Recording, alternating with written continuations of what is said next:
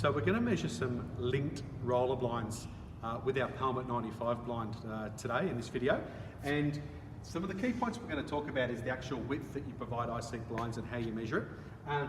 The important key point is where am I starting my Pelmet from? So in previous videos you would have talked about and seen me talk about measuring from arc to arc or adding a bit extra onto either side. So if I take this layout chart, for example, right here, so this layout number 1 has got 2 blinds with an intermediate bearing bracket. So we've marked exactly on the architrave where we want our intermediate bearing bracket to go.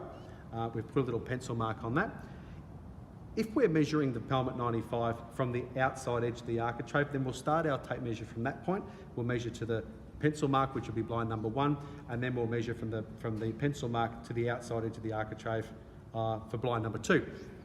If we're adding 30 mils that I talked about in the previous video to bring the fabric wider, then we'll start our tape measure 30 mils past the architrave and then come back to our pencil mark, and then we'll go from our pencil mark to 30 mils wider on the other side.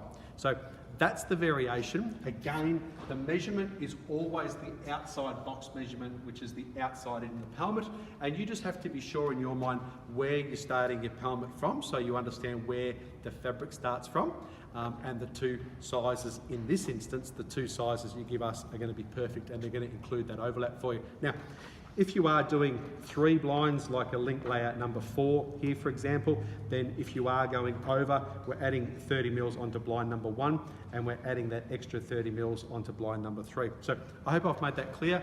In the next video, we're going to be talking about how to install the Pelmet 95. Thanks.